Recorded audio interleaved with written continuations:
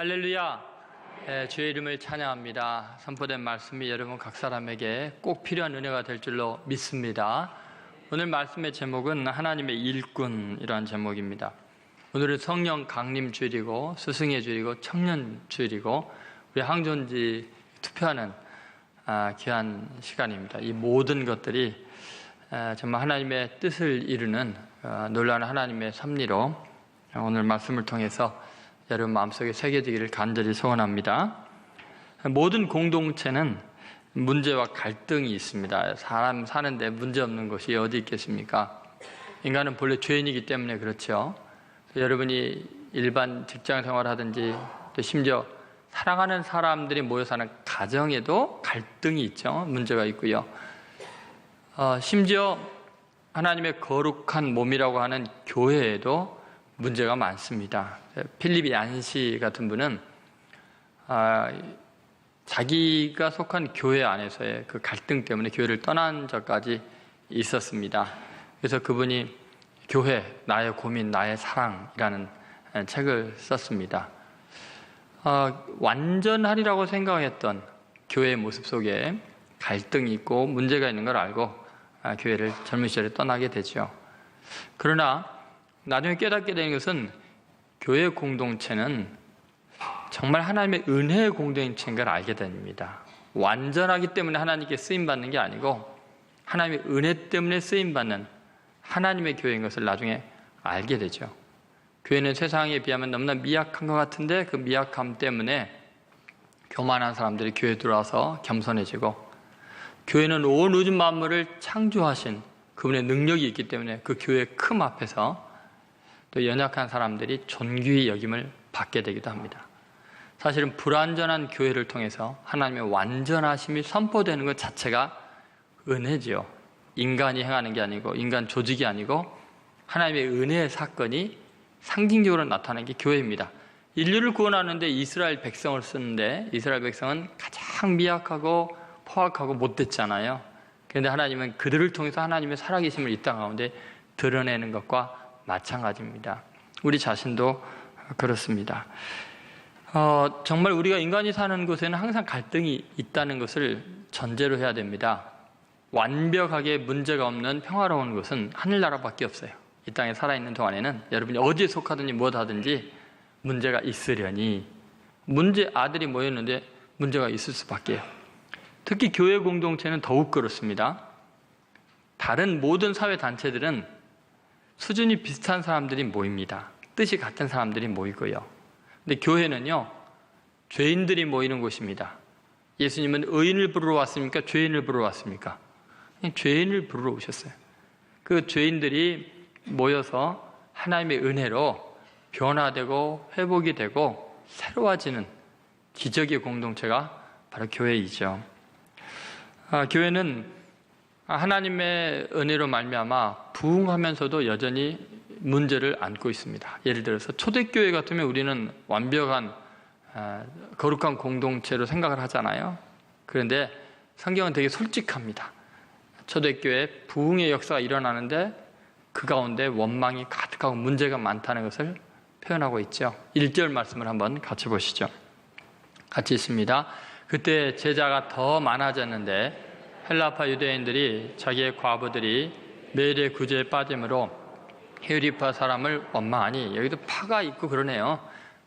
예루살렘에 있는 초대교회인데 디아스포라 유대인들 중에서 고국으로 돌아온 사람들이 또 교회에 같이 나오게 되니까 이 히브리파, 원래 이스라엘에 살던 그 그리스도인들에게서 소외당하는 일이 생기는 것 같아요. 특히 과부들 중에.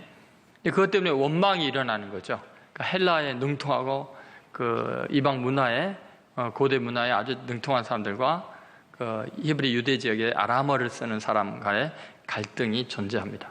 교회인데도 이렇게, 더구나 초대교회가 성령 충만한데 문제가 있죠. 놀라운 것은 부흥하고 있는데 제자의 숫자가 많아지는데도 문제가 있었다는 거죠. 원망이 생겨났다. 사회학자 중에 베버, 아키디슨 이런 분들은 이 갈등이 굉장히 중요한 사회 현상으로 보고 그 갈등을 극복하는 과정 속에서 발전이 있는 그런 이야기들을 펼쳐나가고 있습니다. 여러분, 이런 갈등이 존재하는데 개인적인 갈등도 있고 영적인 문제, 그다음 사회 구조적인 갈등들도 있는데 그것을 어떻게 해결할 것이냐? 그것은 하나님께서 사람을 세워서 근본적으로 해결을 해 주십니다.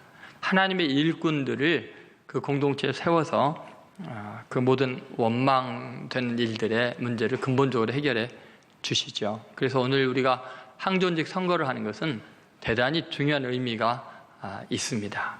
교회 지금 부흥이 있고 숫자가 늘어나고 있는 상황에서 구조적인 문제와 또 영적인 문제를 근본적으로 치유하는 하나님의 치유책이 뭐냐? 그게 바로 사람을 세우는 일이라는 겁니다. 자, 하나님의 일꾼들은 어떤 특징이 있을까? 하나님의 일꾼들은 어떤 사람이 되어야 할까? 우리가 하나님께 쓰임받을 때 우리가 어떻게 하나님의 일꾼이 될 수 있는가를 잘 설명해 주는 본문이죠. 저는 여러분의 인생이 하나님의 일꾼으로 귀하게 쓰임받는 역사가 있기를 주의 이름으로 소원합니다. 첫 번째는 문제의 핵심을 파악하라는 것입니다. 문제의 핵심을 파악하는 사람이 하나님의 사람이죠. 한번 따라하세요. 문제의 핵심을 파악하라. 여러분 1절, 2절을 보면은 그 문제의 핵심을 파악하는 12사도들의 아주 예리한 능력이 나타나 있습니다. 자, 1절, 2절 같이 읽겠습니다. 그때 제자가 더 많아졌는데 헬라파 유대인들이 자기의 과부들이 매일의 구제에 빠짐으로 히브리파 사람을 원망하니 12사도가 모든 제자를 불러 이르되 우리가 하나님의 말씀을 제쳐놓고 접대를 일삼는 것이 마땅하지 아니하니. 여기 문제 파악하는 그 12사도들이 아주 독특한 시각이 나와 있습니다. 그 핵심을 파악하고 있는데요. 그 첫 번째는 이런 측면이죠. 그 원망의 1차적인 원인은 이 수적인 팽창, 하나님이 주신 복 때문에 원망이 일어나고 있다는 거예요. 좋은 일 때문에 원망이 일어나고 있다는 거죠. 벌써 12사도들이 지금 무슨 이야기를 하냐면 어떤 상황이냐면 1절에 보니까 뭐라고 나왔어요? 그때 제자가 더 많아졌는데 사람이 많아지고 부흥이 일어나니까 소외된 사람이 생기고 거기에서 원망이 생겨났다는 거죠. 이건 뭐를 의미하냐면 지금 사실은 갈등이 있고 원망이 일어나지만 이건 큰 부흥의 역사가 있으니까 이게 있는 거죠. 12명만 달랑 모였으면 원망할 일이 뭐 있어요? 서로 다 아는데 뭐 구제에 빠질 일도 없고 구제할 일도 없지요. 이것은 수적인 팽창에 따른 이 조직의 수용 능력과 효과적인 관리 능력이 없어서 그렇다는 것은 지금 이 조직이 방대해졌고 하나님이 큰 부흥을 주셨다는 거거든요. 원망이 있다는 것은. 여러분 우리가 아주 중요한 핵심 문제를 파악할 때 뭐냐면 부정적인 면만 보는 게 아니라 그 문제 속에는 사실 이미 복을 준 게 있으니까 그게 문제로 인식이 되는 거예요. 문제가 생기는 것은 하나님이 주신 복 때문일 수 있어요. 여러분이 원망하고 낙심하고 괴로워하고 힘들어하는 것 중에 보면요, 사실 하나님께 복을 받았으니까 그 원망이 나오는 거예요. 예를 들어서 직장에서 상사들에게 괴롭힘 당하고 힘들고 이런 건 뭐예요? 직장에 취직했기 때문이에요. 취직시켜달라고 그렇게 기도했잖아요. 취직이 되니까 그 문제가 있는 거예요. 그 복에 겨워서 그러는 거예요. 남편 때문에 아내 때문에 못 살겠습니다 하고 맨날 기도하고 하나님 원망하는데 결혼시켜달라고 누가 기도했는데. 여러분 가만히 보면 우리가 문제를 안고 있는 것은 이미 하나님이 주신 복이 있어요. 그 복 때문에 원망하는 거예요. 그러니까 여러분 이것을요, 문제를 문제로만 볼 게 아니라 문제 속에 쌓여져 있는 하나님의 복을 볼 수 있는, 문제의 핵심을 파악할 수 있는 능력이 있어야죠. 지금 원망이 생길 때 그 원인은 뭐예요? 숫자가 늘어나기 때문이에요. 교회가 막 부흥하니까 갈등이 생기고 원망이 생긴다는 거지요. 그래서 이 하나님의 일꾼들의 특징은 뭐냐면 그런 걸 보는 거예요. 이런 문제가 있는 것은 하나님이 우리에게 복을 주셨으니까 이런 문제가 있구나. 여러분 가만히 생각해 보면은 인간의 고질적인 병폐가 뭐냐면 문제를 문제시하기 때문에 문제가 더 심해지죠. 그것 속에 있는 하나님의 섭리를 본다면 얼마나 좋을까요? 결국 이 문제 때문에 긍정적인 시각으로 바라보면은 놀랍게 공동체 구조를, 체질을 바꿀 수 있는 기회이기도 하거든요. 원망이라는 것이. 이것을 아주 긍정적으로 바꾸면 엄청난 좋은 효과가 오게 되는데, 그 원망이 있었지만 5절을 보시면 5절 앞부분에 뭐라고 나와요? 온 무리가 이 말을 기뻐하여. 분명히 아까 1절에서 원망이 있는데 그걸 긍정적으로 바라보는 제자들에 의해서 어떻게 돼요? 기뻐하게 돼요. 원망이 기쁨으로 바뀌고요. 7절에 보면요, 어마어마한 부흥의 역사가 있죠. 제자들에서 힘이 많아지고 말씀이 흥왕해지고요, 제사장의 무리까지 도에 복종하게 되는 큰 기쁨이 오게 됩니다. 그러니까 그 공동체에 있었던 원망과 불평과 이런 것들이 긍정적인 시각으로 바라보면 기쁨과 부흥의 더 큰 원동력이 되는 거죠. 다시 말해서 원망을 잘 다스리고 그 속에 있는 복을 읽을 줄 아는 사람이 일꾼이 돼야 되는 거예요. 그냥 조금만 문제만 있으면 원망하고 좌절해가지고 낙심하는 사람은 하나님의 일꾼이 될 수가 없어요. 갈등과 원망은 체질 개선의 기회입니다. 구조 조정의 정당성을 확보할 수 있는 굉장히 중요한 기회예요. 그러니까 여러분에게 있어 어떤 가정에 있어나 직장에서나 갈등이 있으면 그걸 통해서 더 긍정적인 효과를 만들어내고요, 더 멋지고 위대한 하나님의 축복이 있을 줄로 믿어야 돼요. 그래서 긍정적으로 문제를 바라보는 거예요. 문제 핵심을 파악할 수 있어야 되는데, 이런 긍정적인 자세가 가능하기 위해서는 자기 자신에 대한 문제 파악을 해야 돼요. 이 공동체 전체의 문제 원인은 근본적으로는 나다라는 것이 하나님의 일꾼들의 특징이에요. 내가 문제가 있었구나. 공동체 갈등이, 이 헬라파 과부들이 구제를 못 받는 원인이 자기가 리더의 직분을 다 하지 못해서다. 원인을 자기에게 봅니다. 하나님의 사람과 세속 사람들의 특징이 뭐냐면, 문제 속에서 문제 핵심을 남에게 전가하는 사람은 하나님의 일꾼이 아니에요. 근본적으로는 내가 뭐를 해야 될까, 내가 뭐를 회개해야 될까, 내가 뭐가 잘못됐는가를 생각하는 것이 하나님의 일꾼의 특징이죠. 그 모습이 2절에 나와 있어요. 2절을 한번 다 잘 보세요. 문제를 어떻게 파악하고 있는가 같이 있습니다. 12사도가 모든 제자들을 불러 이르되 우리가 하나님의 말씀을 제쳐놓고 접대를 일삼는 것이 마땅하지 아니하냐. 우리가 마땅하지 않다는 거예요. 이 갈등이 생기는 원인은 뭐냐면, 12명 되는 사람들이 수천 명으로 늘어나고 있는 이 사람들을 다 접대하고 구제하고 도와주려고 신방 다니고 돌아다니다 보니까 뭐를 제쳐놓게 돼요? 아니, 12사도가 하나님 말씀을 전하고 복음을 전하고 기도해야 되는데 매 신방만 돌아다니는 거예요. 접대만 하는 거예요. 그럼 어떻게 되겠어요? 하나님의 말씀이 힘을 잃어버리니까 불평과 원망이 생기고, 사람들이 말씀으로 변화가 안 되니까 기득권 싸움하고 밥그릇 챙기느라고 싸우고 원망이 일어난다는 거예요. 그러니까 이 공동체의 원망들을, 이 문제, 구조적인 문제를 벗뿐만 아니라 구조적인 문제의 원인은 자기다. 내가 리더로서 하나님의 말씀 전하고 그 기도에 전무해야 되는데 그걸 제껴두니까 이런 문제가 생긴다는 거죠. 여러분, 규모가 커지면은 거기에 맞는 리더십의 유형이 바뀌어야 됩니다. 12제자끼리 모여있을 때하고 수천 명이 모일 때는 달라요. 1000명이 모일 때와 2000명이 모일 때는 리더십의 역할이 달라져야 돼요. 동네 구멍가게 할 때와 기업을 운영할 때는 리더십의 유형이 완전히 달라지지 않으면요, 큰일 납니다. 지금 그걸 말하고 있는 거예요. 그러면 규모가 커질수록 리더는 핵심적인 일, 자신의 직무와 관련된 그 본질에 충실해야 되거든요. 근데 그게 지금 본질을 잃어버리고 너무 커지니까 이것저것 막 손 다 대다가 결국은 사람들이 할 수 없는 리더만의 일을 해야 되는데 누구나 할 수 있는 일에 분주하다 보니까 이런 일이 생깁니다. 그래서 일의 분담이 효율적으로 이루어지지 못한 자신들의 리더십의 문제를 지금 깨닫기 시작하고 있는 거죠. 이것이 바로 훌륭한 일입니다. 사도들이 자신의 한계를 깨닫고 이걸 고칠 수 있는 것이 은혜이죠. 하나님의 사람들은 자신의 능력의 한계를 알게 됩니다. 이걸 모르는 것이 그 공동체 전체가 침몰하게 되는 그 원인이지요. 여러분, 그 영국이 19세기에 5대양을 누비면서 엄청난 그 나라를 형성해 가잖아요.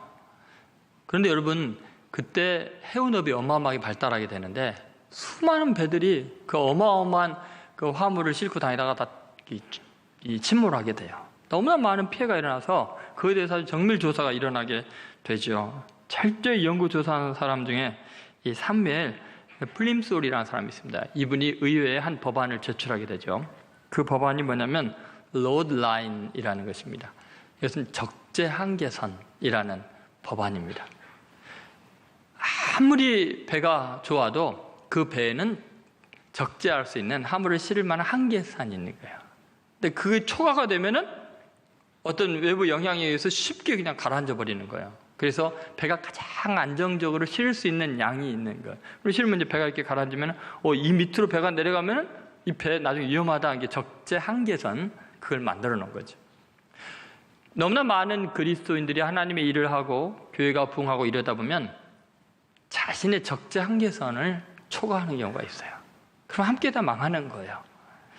지금 이 사도들은 12사도들은 대단한 기적과 능력이 있음에도 불구하고 자신들의 적재 한계선을 인정한 거죠. 로드 라인이지만 이제 로드 라인으로 아니 주님의 선을 스스로 긋고 있는 것입니다. 우리들에게도 이것이 꼭 필요합니다. 이 문제의 핵심을 파악한 거죠.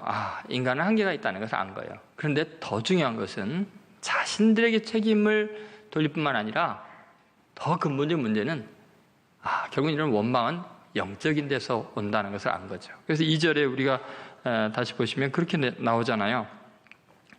우리가 하나님의 말씀을 어떻게 했다고요? 제쳐놓고, 그죠? 이 접대하는 일을 일삼는 것이 마땅하지 않다. 여러분, 하나님의 말씀을 제쳐두고 교회가 하나님의 말씀 중심으로 돌아가지 않으면 반드시 영적인 문제가 발생하면 원망이 들게 되어 있어요. 하나님의 말씀이 권세가 있어서 그 말씀이 교만함을 깨뜨리고 이기주의를 깨뜨리고 죄악을 파괴하면서 씻어나가고 새롭게 하는 말씀의 권능이 세워지면 원망과 갈등들이 잠잠해지고요. 일어나지도 않게 되거든요. 근데 지금 사도들이 말씀은 제껴두고 온통 여기저기 뛰어다니면서 이사장 여기저기 하면서 모든 단체들하고는 다 만들면서 문제들이 생기게 되는 거죠. 여러분, 우리는 꼭 이런 근본적인 원인을 영적에서 찾을 수 있는 안목들이 있어야 돼요. 결국은 이 하나님의 사람들, 일꾼들의 특징은 그런 겁니다. 문제의 핵심을 보는 거죠. 구조적인 문제, 하나님이 주신 복 때문에 문제가 있구나. 그래서 더 기쁜 걸로 바꿀 수 있구나. 그 다음에 그 원인은 나에게 있다. 내가 제대로 하나님의 사명을 중심을 파악하지 못하고 과부하가 걸려서 그렇구나. 그리고 이것은 영적인 문제다. 이렇게 꼭 하나님의 일꾼으로서 여러분 문제의 핵심을 제대로 파악하게 되기를 간절히 소망합니다. 두 번째, 책임을 나눌 수 있는 사람이어야 합니다. 따라하시기 바랍니다. 책임을 나누라. 하나님의 일꾼이 되기 위해서는 여러분, 내가 해야 될 일과 다른 사람에게 위임해서 맡길 수 있는 그 위임 능력이 있어야만 합니다. 자기 혼자 모든 일을 다 할 수 있는 거 아니죠. 3절, 4절 한번 같이 읽어보도록 하겠습니다. 형제들아, 너희 가운데서 성령과 지혜가 충만하여 칭찬받는 사람 7을 택하라. 우리가 이 일을 그들에게 맡기고 우리는 오로지 기도하는 일과 말씀 사에게 힘쓰리라 하니. 하나님의 일꾼은 그 일을 좀 나누어서 다른 사람에게 책임감을 줄 수 있는, 책임을 심어줄 수 있는 사람입니다. 지금 내가 무엇을 해야 되는가 생각해야 되죠. 3절 끝에 보면은 그들에게 맡기리라 그렇게 나오죠. 우리가 이 일을 그들에게 맡기고. 여러분, 하나님의 일을 이렇게 맡길 수 있는 사람이 진짜 하나님의 일꾼입니다. 하나님의 일은 혼자 감당할 수 있는 게 아닙니다. 하나님은 늘 여러 사람이 협력해서 일을 감당하게 하시는데, 예를 들면 모세를 생각해 보세요. 여러분 알다시피 모세처럼 하나님과 가깝고 능력이 있고 기적을 일으키는 사람이 어디 있어요? 그런데 그 장인 이드로가 이방의 제사장인데 뭐라 그랬어요? 이방인 제사장이 모세가 하는 걸 보고 미련하다고 선치 못하다 하면서 뭐라 그랬어요? 너 혼자 그거 감당 못한다. 이 많은 무리를. 어떻게 하라고요? 그러니까 10부장, 50부장, 100부장, 1000부장을 세워서 그 일을 좀 분담하라. 완전히 맡기고 그들이 해결 못할 핵심적인 중요한 것만 네가 해결해라. 이렇게 이야기를 합니다. 모세는 이방인이지만 지혜로운 그 말에 순종을 하고 그걸 받아들여서 이제 백성들의 원망이 많이 없어지게 하지요.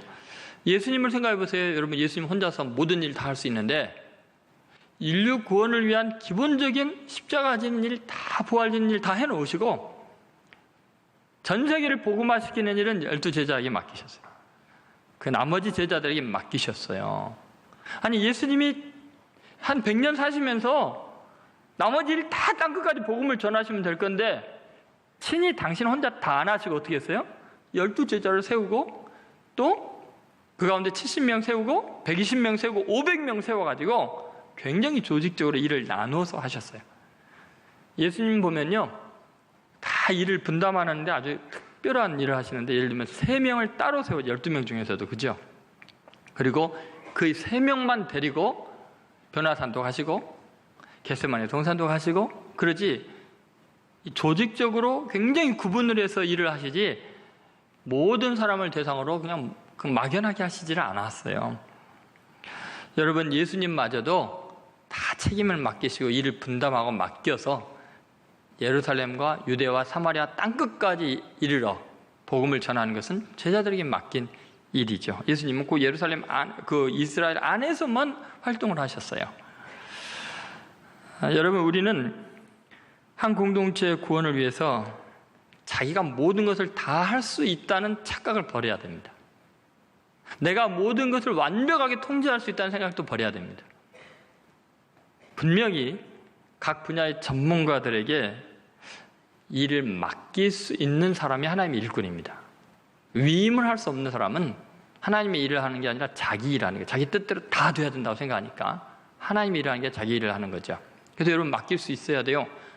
여러분, 자녀에 대해서 부모가요, 모든 것 다 자기 뜻대로 다 되게 하면 안 돼요. 그 아이들은 그 아이들의 은사가 있고 특징이 있으니까 좀 웬만한 건 애들이 알아서 하게 맡겨야죠. 그런데 이제 중요한 건 뭐냐면, 위임을 할 때 어떤 일꾼을 택하느냐가 이제 중요하거든요.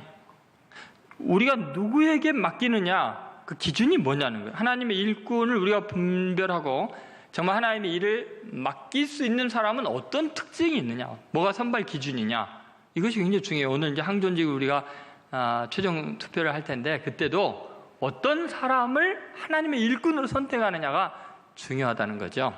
그 기준이 나와 있습니다. 그것은 어떤 것일까요? 자, 3절 보시죠. 3절. 여러분이 하나님의 일꾼이 되려면 꼭 이 기준에 맞아야 돼요. 자신도 돌아보십시오. 같이 읽어보겠습니다. 형제들아, 너희 가운데서 성령과 지혜가 충만하여 칭찬받는 사람 7을 택하라. 우리가 이 일을 그에게 맡기고. 자, 어떤 사람을 택하라고요? 야, 너희 중에서 7명 택해라 안 하고 뭐라 그랬어요? 성령과 지혜가 충만하여, 그 다음에 칭찬받는 사람. 이 3가지예요. 그죠? 첫 번째 특징은 뭐예요? 성령 충만한 사람이에요. 하나님의 일은 영적인 일이기 때문에 세상의 지혜와 능력과 돈만으로 되는 게 아니고 영적인 사람이 할 수 있는 거예요. 성령이 충만하지 않으면 아무리 인간이 지혜롭게 굉장한 계획으로 상식적으로 일을 해도, 뛰어난 전략을 이루어도 사탄의 도구로 잘못 사용이 됩니다. 예를 들어서 베드로가 성령 충만하기 전에 자기 스승이 예루살렘 올라가서 뭐 넘겨지고 체포되고 죽임당한다고 하니까 제자로서 스승을 만류하죠. 말을 안 들으니까 나중에 막 베드로가 혼내죠, 예수님을. 그런데 예수님께서 뭐라 그래요? 사탄아, 내 뒤로 물러가라. 너는 나를 넘어지게 하는 자다. 아니, 넘어지는 게 아니라 지금 안 넘어지게 붙잡아주려고 베드로는 애쓰는데, 그렇게 말씀하시면서 뭐라 그러냐면, 너가 하나님의 일을 생각하지 않고 도리어 사람의 일을 생각한다. 이 말은 무슨 말이냐면요, 사람의 원리, 기업의 원리, 세속적인 가치로 조직을 운영하는 원리는 영적이지 못하는 거예요. 그건 사람의 일을 하는 거예요. 하나님의 일보다 사람의 일을 생각하는 거예요. 그러면 아무리 스승을 위한다 해도 그거는 사탄아 물러가라는 소리를 듣는 거예요. 사탄의 앞잡이 노릇을 하게 돼요. 그래서요, 영적으로 충만하지 않으면 안 돼요. 성령 충만하다는 게 어떤 것일까? 그게 중요하잖아요. 여러분, 예언을 하고 방언하고 기적을 일으키고 특별한 신비주의에 사로잡힌 게 성령의 충만이라고 생각하면 큰 오산입니다. 그건 성령의 충만이 아니에요. 성령의 은사의 일부이죠. 성령의 충만함에 특징은 뭐냐? 얼마나 자기를 비웠느냐예요. 얼마나 육신의 소욕, 자기의 욕망을 비우고 성령의 소욕을 따라 살아가느냐의 문제예요. 자기의 뜻과 고집이 아니라 얼마나 하나님의 뜻이 뭔가에 예민하게 반응할 수 있는 능력이 성령의 충만함이, 하나님의 영에 사로잡혀서 자신의 생각을 내려놓을 수 있는 거죠. 예를 들면 요셉이죠. 마리아의 남편 요셉이 자기가 생각해도 이해가 안 되잖아요. 자기 아내 될 사람이 배가 불러오는데, 그래서 의로움으로 자기 생각이 이래서는 안 되지 하고서 가만히 끊고자 했잖아요. 사랑하지만 포기하려고 의로움으로. 그리고 가만히 끊으면서 이 아내 대신 자기가 죽을 각오로 한 거예요. 돌에 맞아서. 순결한 마리아를 임신시켜놓고 버린 게 되잖아요. 그러니까 자기가 아무 말 안 하고 그냥 가만히 끊으면 자기가 대신 죽을 각오까지 한 거예요. 인간으로 할 수 있는 도리를 다 하고 깊이 생각을 해요. 그냥 바로 시행도 안 하고. 그런데 꿈에 현몽하심을 받아서 성령님이 말씀하신, 그에게 잉태된 자는 성령으로 된 것이다. 천사의 지시를 받고서 어떻게 해요? 그 모든 인간적인 생각 다 접고 그냥 마리아 데려오잖아요. 그래서 하나님의 뜻이 이루어지잖아요. 여러분 보세요. 우리는 영적이지 않으면, 내가 고민하고 생각하고 내가 희생하고 내가 모든 걸 내려놔도 잘못하면 하나님의 뜻을 거스릴 수가 있거든요. 그래서 여러분 정말 중요한 건, 교회 일은 세상 일과 달라요. 당회나 재직회나 여러분 여전도의 모임이 영적인 모임이 돼야 되지, 이사회 하듯이 하면 안 돼요. 세상 운영하듯이 하면 안 돼요. 조직 운영하는 식으로 하는 게 아니라 성령의 지시하심에 민감한 사람들이 하나님의 일을 하나님의 뜻대로 하는 공동체가 되거든요. 그러니까 리더를 뽑을 때는요, 반드시 성령 충만한 사람을 뽑아야 되는 거예요. 그 다음에 다른 특징이 뭐예요? 지혜가 충만해야 돼요. 여러분 가만히 생각해보면은 성령 충만하면 지혜가 사실은 충만해야 되는데, 잘못된 성령 충만으로 오해하는 것들 중에는 비상식적이고 너무 무례하고 무지하고 무식하고 무대뽀이면 성령 충만으로 착각하는데 천만의 말씀입니다. 성령은 지혜의 영이에요. 그래서 반드시 성령 충만함은 지혜로움으로 나타나게 돼 있거든요. 그래서 여러분 리더가 된다는 것은 지혜가 있는 사람이 돼야 돼요. 하나님의 일꾼이 되려면은 지성과 지혜와 지식이 겸비되어 있어야 돼요. 왜냐면 지금 리더 뽑잖아요. 여기서 7명의 초대교회 전체를 이끌어갈 리더를 뽑을 때는요, 반드시 지혜로운 사람이어야 돼요. 만약에 그냥 교회에서 봉사하는 일들이라면 지혜가 없어도 몸으로 열심히 시키는 대로만 하는 많은 훌륭한 사람들이 있거든요. 그런 사람들도 하나님이 귀하게 쓰거든요. 근데 지금 7명이 집사를 뽑는 것은 지금으로 하면 장로, 안수집사, 권사 뽑는 거, 이럴 때는요 지혜로운 사람이어야 돼요. 똑똑한 사람이어야 돼요. 왜냐하면 리더가 멍청하면요 이 심각해지거든요. 여러분 성령 충만하다고 무대 보이고 무지하고 상식을 벗어난 그런 행동을 하면 안 돼요. 그래서 지혜로운 사람이 필요한 거죠. 만약에 지혜롭지 못하다면은 굳이 리더가 되지 않아도 하나님의 일 크게 쓰임받을 수 있거든요. 그래서 지혜로운 사람을 선택하라, 그렇게 이야기하죠. 세 번째는 뭐예요? 어떤 사람 뽑아야 돼요?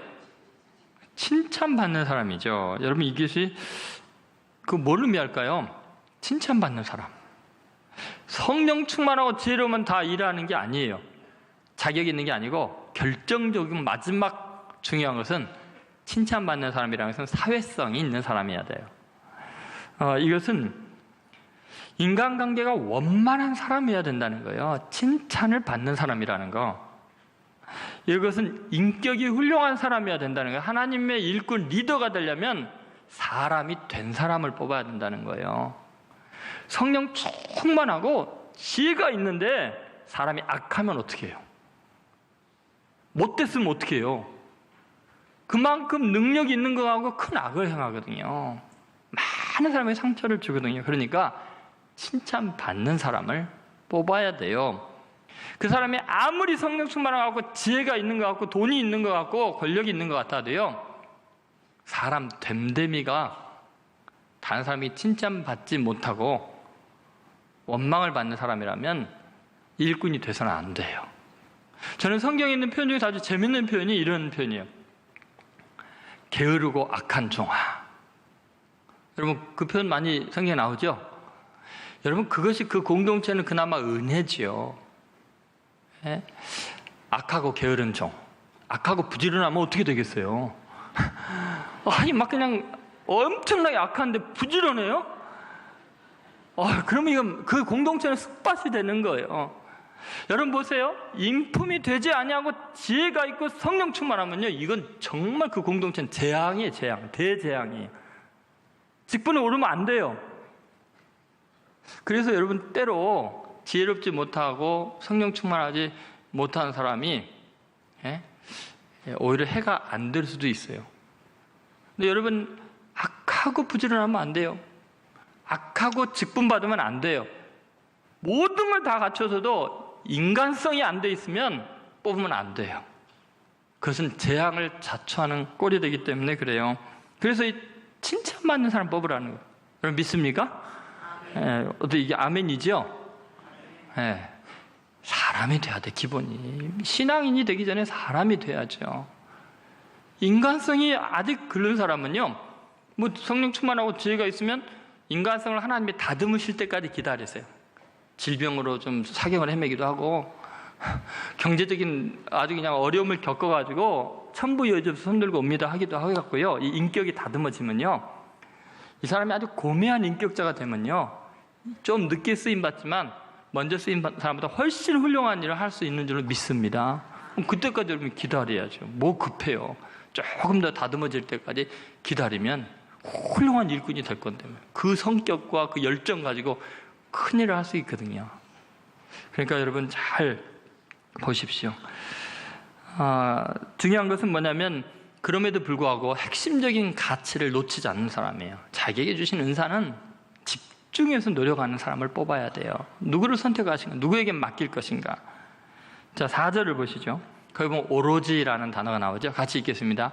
우리는 오로지 기도하는 일과 말씀 사역에 힘쓰리라 하니. 여러분, 이 오로지 나는 이거에 힘쓰리라라는 것은 나머지는 어떻게 하겠다는 거예요? 오로지 요거 힘쓴다는 나머지 어떻게 하는 거예요? 다 양보하겠다는 거예요. 다른 사람 하게 하겠다는 거예요. 하나님이 내게 주신 은사는, 내가 사도로 부름받은 것은 오로지 기도하는 일과 말씀 사역이니까 나 여기 집중하고 나머지는 다른 사람에게 맡겨주는 거예요. 목회를 할 때도 그렇고 여러분 교회 생활할 때도 그래요. 내가 다 하려고 하지 마세요. 유치부터 당연까지 다 내 뜻대로 돼야 된다고 생각하면 안 돼요. 그냥 나는 오로지 요것만. 제가 담임 목사하고요. 그래서 제 뜻대로 유치부터서 당연까지 각 부서 모든 것까지 행정적인 거 모든 것 다 제 마음대로 하면은요, 우리 교회는 제 수준에서 망해요. 근데 여러분, 저는 성경 말씀을 전하는 것과 기도하는 것 외에는 여러분보다 잘난 게 아무것도 없잖아요. 주제 파악하고 법적인 문제가 일어나면은 법적인 훌륭한 분들에게 다 맡겨요. 건축 문제가 일어나면 건축 잘 하시는 분에게 맡기고요. 경제적인 문제나 대사회적인 문제나 사회 봉사하는 문제는 저는 그런 분들을 팀장으로 부장으로 임명을 해서 그분들이 다 하면 저보다 훨씬 지혜롭고 능력이 있어요. 여러분, 하나님의 일꾼이라는 게 뭐냐면 모든 걸 다 하는 사람이 아니라 자기에게 맡겨진 그 일에 집중할 수 있는 사람이면 나머지는 다른 사람에게 똑같은 권위를 인정하는 게 하나님의 일꾼이에요. 성숙한 교회의 특징이 뭐냐면요, 교회 오래됐고 안 되고의 문제가 아니고, 새로 온 사람이라도 하나님을 정말 사랑하고 복음에 확실한 사람이고 믿을 만한 사람이라면 그 사람의 특별한 은사를 마음껏 발휘할 수 있도록 그런 사람들을 뽑아주고 그들에게 일을 맡길 수 있는 공동체가 부흥하고 발전하는 거예요. 누구나 다 세상에서 한두 가지 재능은 있을 거 아니에요. 그러면 그 재능을 이 교회 와서 하나님의 영광에서 마음껏 쓸 수 있도록 세워주고 축복해주고 맡겨주는 공동체가 되어야지요. 딱 그냥 막아놓고 그냥 내 뜻대로 안 되면 안 된다고 생각하면은 큰 오산이에요. 우리 교회는요, 예전에 우리 선배들부터도 훌륭한 분들이세요. 설립자부터서 대대로 헌신된 사람들이 나서지를 않잖아요. 마음껏 주님을 사랑하는 사람들이 일할 수 있게 배려하는 전통이 있는 교회예요. 목회자는 우리 교회는 옛날부터 말씀과 기도에 전념하는 교회예요. 그러면 나머지는 평신도들도 마찬가지고 장로님들도 마찬가지예요. 정말 자기가 할 일 다 하는 거죠. 나라도 잘 되려면요, 법관들은 법조계 일에, 정치는 정치에, 학생은 공부에 자기 일에 집중해야 된다. 갑자기 나라가 병이 들면요, 비상기업령이 일어나고 한두 사람이 다 하려고 그러잖아요.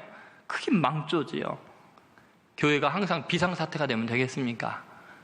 여러분, 우리 교회는 정말 하나님을 사랑하는 사람들이 누구나 와서 좀 일정한 기간이 지나면 장로도 될 수 있고, 은사를 따라서 부장도 되고 팀장도 돼서 마음껏 전문 분야에서 이 세상을 섬기는 일에 집중할 수 있는 그런 교회가 돼야 돼요. 그러면 하나님의 일꾼들은 이렇게 책임을 잘 위임할 수 있는 사람들이 되어야 되는 거죠.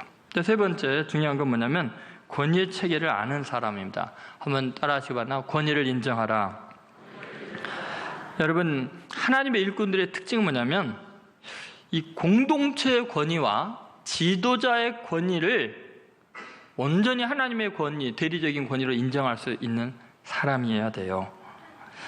하나님의 일을 한다는 건, 내 일을 하지 않는다는 것은 자기보다 상위의 권위를 인정할 때만 하나님의 일을 하게 돼 있어요. 모든 것이 내 뜻대로 다 돼야 된다고 생각하는 것은 자기 일하는 거지 하나님 일하는 게 아니에요. 그래서 오늘 본문을 보면 참 재밌는 현상들이 나옵니다. 자, 3절을 다시 한번 잘 보세요. 이 구절을 보세요. 같이 있습니다. 형제들아, 너희 가운데서 성령과 지혜가 충만하여 칭찬받는 사람 7을 택하라. 우리가 이 일을 그들에게 맡기고. 여러분, 이 구절을 보면 너무 재밌습니다. 지금 12사도가요, 형제들아 할 때는 지금 1000명이 넘게 이렇게 사람들이 지금 모여 있는데 이렇게 이야기하는 거예요. 자, 너희 가운데서 7을 너희가 택하라는 거예요. 여러분, 초대교회 사도의 권위라면은 자기네들이 택할 수 있잖아요. 이렇게 보니까 믿음 있는 사람, 성령 충만한 그 사도들 입장에서는 누가 정말 하나님의 일꾼인지 일반 평신도들보다 훨씬 개인의 영성이 뛰어나고 예수님을 가까이 했기 때문에 예수님의 뜻을 잘할 사람들이잖아요. 그럼 자기네들이 선택을 해야 할 텐데 자기네들 선택 안 하고 어떻게 해요? 형제들아, 니네가 택해라, 이런 거예요. 이게 뭐를 의미하냐면요, 개인의 영성보다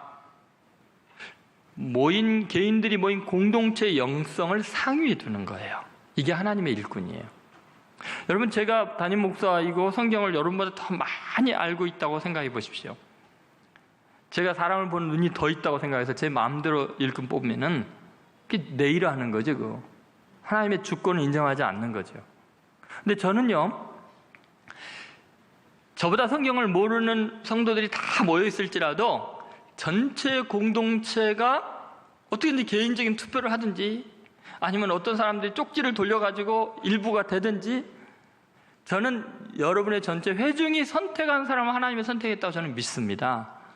그 공동체의 결정이 제 개인의 영성보다 훨씬 뛰어난 하나님의 뜻을 이루고 있다고 저는 믿습니다. 그 믿음이 있기 때문에 제가 교주가 못 돼요.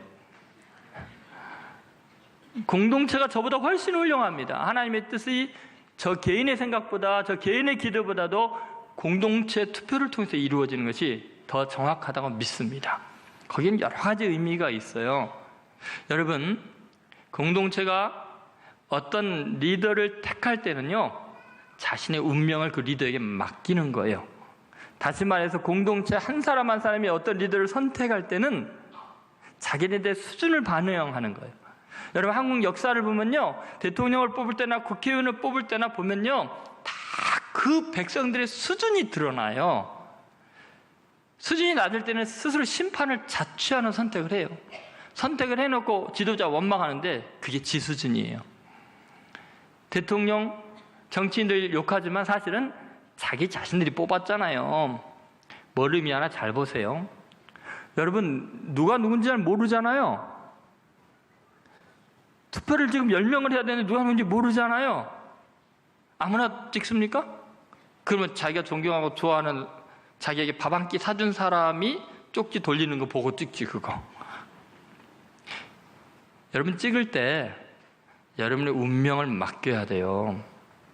무슨 말이냐면요, 공동체가 결정하는 그 속에는 공동체를 향한 하나님의 판단이 들어가게 돼요. 다시 말해서 한 공동체를 하나님이 축복하거나 심판할 때는 그 공동체로 하여금 리더를 어떤 사람을 택하게 하셔가지고 그걸로 공동체에게 복을 줄 수도 있고 저주를 할 수도 있어요.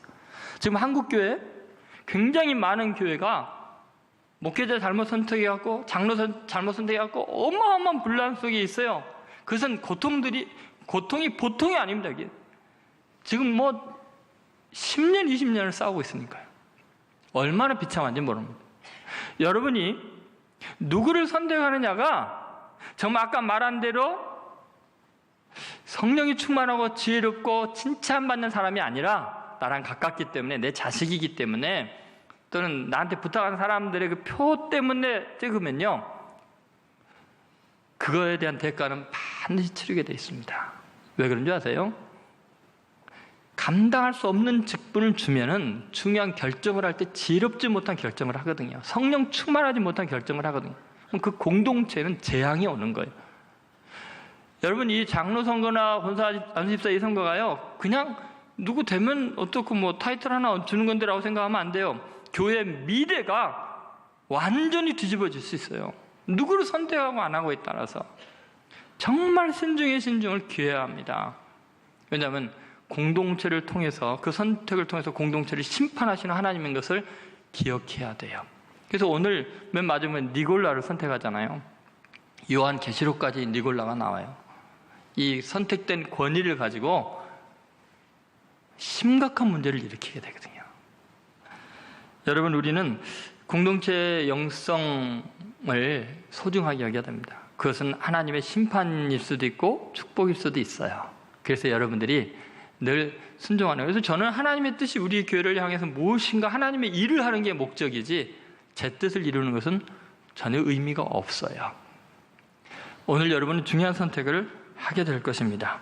근데 중요한 것은 뭐냐면 그 공동체에 선택된 사람들이 공동체의 권위와 힘을 가지고 방자에 굴면 안 되고요. 그 공동체에 세워진 리더에게 절대적으로 복종하는 모습이죠. 3절을 다시 한번 잘 보시면 이렇게 나와요. 자, 뽑는 것은 누구예요?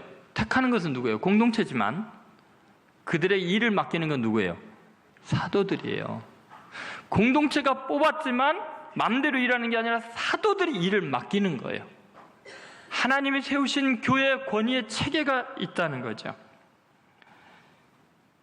여러분 생각해 보십시오. 6절에 보면은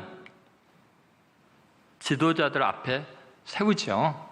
자, 같이 한번 읽어보겠습니다. 사도들 앞에 세우니 사도들이 기도하고 그들에게 안수하니라. 여러분, 사도들 앞에 세워놓는 거예요. 사도들의 권위 아래에 있는 거예요. 그리고 사도들이 기도하고 그들에게 안수해서 자격이 부여되는 거예요.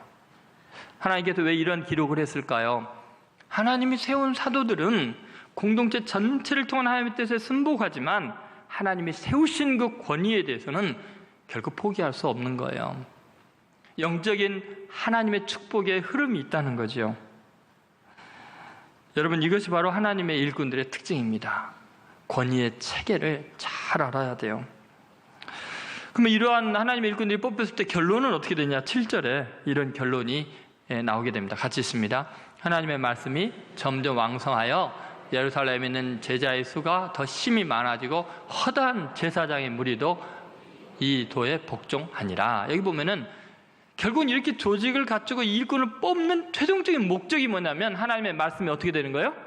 점점 왕성해지는 교회 조직, 직분은 하나님의 말씀을 왕성하게 전할 수 있게 하기 위해서, 다시 말해서 사도들이 말씀 증거에 전무할 수 있도록 나머지를 다 시스템화하고 후원하는 것이 교회 조직의 목적이에요.